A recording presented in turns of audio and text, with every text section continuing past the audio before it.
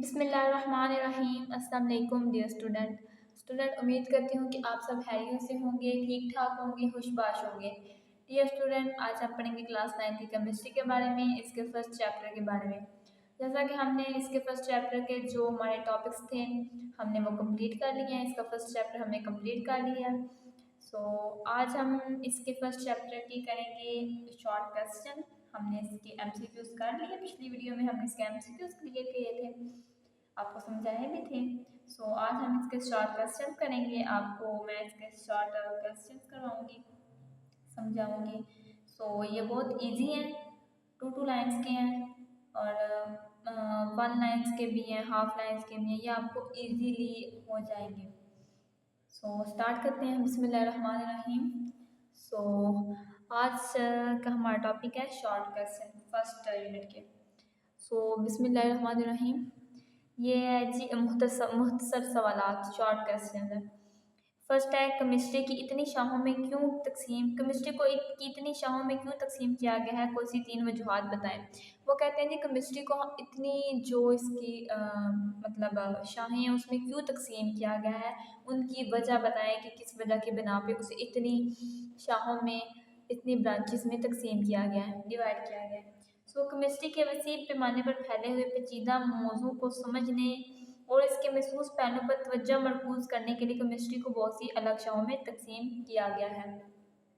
यानी कि वो कहते हैं कि केमिस्ट्री एक वसी और पेचीदा मजमून है और इसको ना इसकी इसी चीज़ की बुनियाद पर, यानी कि ये वसी पैमाने पर फैले पेचीदा मजमून को समझने के लिए और इसकी प्रॉपर्टीज़ को समझने के लिए, इस पर मज़ीद अटेंशन के लिए, इस पर मज़ीद तवज्जो के लिए केमिस्ट्री को ना बहुत सी अलग शाखाओं में तकसीम किया, जिसकी आपको समझ में आ जाए। आगे है जी, इन शाखों में साइंसदानों के मुतालिया के लिए अलग अलग शोबे हैं। यानी कि केमिस्ट्री के एक ना वसी मजमून है, काफ़ी बड़ा मजमून है, ये वसी पैमाने पर फैला हुआ ये मजमून है और इसको ना इसकी शाखों में इसलिए तकसीम किया गया। इतनी शाखों में केमिस्ट्री की जो हमने 11 शाखें पढ़ी थी उसमें इसे इसलिए तकसीम किया गया है ताकि आपको समझ आ जाए केमिस्ट्री की प्रॉपर्टीज़ के बारे में एंड आपको केमिस्ट्री के बारे में समझ में आ जाए और इसके महसूस पहलू पर तवज्जो के लिए केमिस्ट्री को साइंसदानों ने अलग अलग शाखों में तकसीम किया गया है। आगे है जी केमिस्ट्री की केमिकल रिएक्शंस एटम के न्यूक्लियस के बारे में मौजूद इलेक्ट्रॉन्स की वजह से वकूफ़ पज़ीर होते हैं और न्यूक्लियस के अंदर वकूफ़ पज़ीर होते हैं। केमिस्ट्री की किन शाखों में इन रिएक्शंस का मुताला किया जाता है। उन्होंने बोला है केमिकल रिएक्शन एटम के न्यूक्लियस में के बारे में मौजूद इलेक्ट्रॉन्स की वजह से वकूफ़ पज़ीर होते हैं और न्यूक्लियस के अंदर वकूफ़ पज़ीर होते हैं। वो कहते हैं, अब यहाँ पे जिक्र आ गया जी केमिकल रिएक्शंस का, केमिकल रिएक्शंस एटम के न्यूक्लियस के बारे में मौजूद इलेक्ट्रॉन्स का। अब न्यूक्लियस का जिक्र आ गया, जैसा कि हमने पढ़ा था कि जो न्यूक्लियस होता है, न्यूक्लियस लफ्ज़ न्यूक्लियर न्यूक्लियर लफ्ज़ न्यूक्लियस से निकला है। न्यूक्लियस का लफ्ज़ आते ही आपको समझ में आ जाना चाहिए कि ये न्यूक्लियस की इकसाम के रिएक्शन होते हैं, यानी कि फिजिकल केमिस्ट्री और न्यूक्लियर केमिस्ट्री में इन इकसाम के रिएक्शंस होते हैं। आगे है थर्ड पे, एनालिटिक केमिस्ट्री में किस किस्म के मसाइल पर बहस की जाती है। एनालिटिकल केमिस्ट्री, तज्जियाती केमिस्ट्री, यानी कि इस केमिस्ट्री में हम ना मुख्तलिफ मादी अशिया का तजिज़िया करते हैं, उनकी शिनाख्त करते हैं कि इनमें चीज़ों को, यानी कि उनकी जो सा इत्तेकाद मालूम करते हैं, उनकी शिनाख्त करते हैं। इसमें मादी चीज़ों की अलहदगी, शिनाख्त और इत्तेकाद का तयन शामिल है, यानी कि इसमें चीज़ों की अलहदगी जो मादी अशिया की है उनका इत्तेकाद, उनकी कंसंट्रेशन, आगे उनकी जो शिनाख्त है उसका मुतालिया इसमें शामिल है। आगे जी फिर फोर्थ पे ग्रेफाइट और ग्राफीन है, दोनों में कार्बन एटम से बने तय दर तय हेक्सा गोनल दायरे मौजूद हैं, इन दोनों में फ़र्क बताएं। हाँ जी, वो कहते हैं कि जो ग्रेफाइट है और ग्राफीन है, इनमें दोनों में कार्बन एटम से बने तय दर तय हेक्सा गोनल दायरे मौजूद हैं, यानी कि इन दोनों में फ़र्क बताएं। यानी कि दोनों में तय दर तय हेक्सा गोनल दायरे मौजूद है, लेकिन इन दोनों में फ़र्क बताएं, डिफरेंस बताएं। ग्रेफाइट है जी, ग्रेफाइट कार्बन एटम्स की हेक्सागोनल लिंक से बनी एक तयदार साहत है।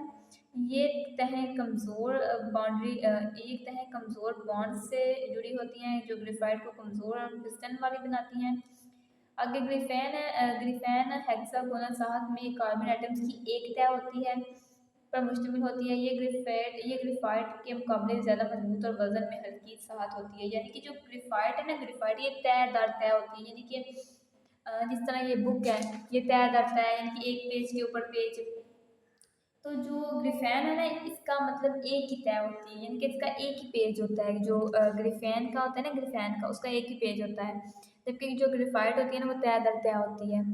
तो जो ग्रिफेन है ना, ग्रेफाइट है, ये कमज़ोर होती है और ये फिसलन वाली होती है, जबकि जो ग्रिफेन है ना, ये ग्रेफाइट के मुकाबले में ग्रिफेन ज़्यादा मजबूत होती है और वज़न में ये हल्की होती है। आगे 5 पे है जी, सुपर क्रिटिकल फ्लड्स की अहमियत वाज़ा करें। सुपर क्रिटिकल फ्लड्स अहम है क्योंकि केमिकल रिएक्शंस जो कन्वेंशनल सॉल्वेंट में नहीं किए जा सकते, मुमकिन तौर पर सुपर क्रिटिकल कार्बन डाइऑक्साइड में किए जाते हैं। यानी कि जो कन्वेंशनल सॉल्वेंट्स में नहीं किए जाते, यानी कि जो केमिकल आम सॉल्वेंट्स में हल नहीं होते, उन्हें सुपर क्रिटिकल फ्लड्स के ज़रिए मतलब हल किया जाता है। ये हमने सुपर क्रिटिकल फ्लड्स में पीछे पढ़ा था। आगे है जी 6 पे है, सूरज में मादा किस हालत सूरज में मादा किस हालत में पाया जाता है। यानी सूरज में मादा प्लाज्मा की हालत में मौजूद होता है। यानी कि जो सूरज है ना, जैसे कि हमने इसकी पढ़ी थी, मादा की हालतें 3 पढ़ी थी पीछे, एक और पढ़ी थी 4, मादा की 4 हालतें, ठोस, माया, गैस और प्लाज्मा। प्लाज्मा है जो है ना, अब प्लाज्मा जो हमारी दुनिया में ये बहुत कम पाया जाता है, लेकिन ये सूरज में अब जो सा ये तो नहीं ना होता कि ठोस नहीं होती है, ठोस है या माया गैस, ये सारी तो सूरज में ना होती।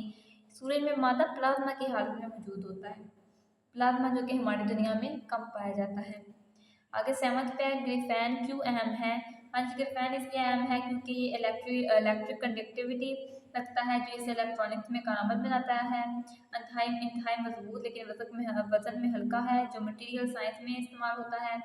एनर्जी स्टोरेज, सेंसर्स और अद्वियात में मुमकिन एप्लीकेशन रखता है। आगे है जी 8 में है कि इस दुनिया में मौजूद ज़्यादातर मादिशा का ताल्लुक किस मादा की किस हालत से है। इस दुनिया में ज़्यादातर मादिशा ठोस मादे की शक्ल में मौजूद होती है। यानी कि इस दुनिया में जो ज़्यादातर जो अशिया है ना, ये ठोस माया की हालत में, यानी कि ठोस हालत में पाई जाती हैं ज़्यादा अशिया जो होती हैं। सो स्टूडेंट, आज हमने केमिस्ट्री क्लास 9 की केमिस्ट्री के हमने पढ़े शॉर्ट क्वेश्चन। ये बहुत इजीली हैं, 2-2 लाइंस की हैं, आपको इजीली रिवाइज हो जाएंगे और आपको इनकी समझ भी आ जाएगी क्योंकि हमने इनके बारे में पीछे पढ़ा है, जो कि शॉर्ट क्वेश्चन की फॉर्म में हमें यहाँ उन्होंने दी है।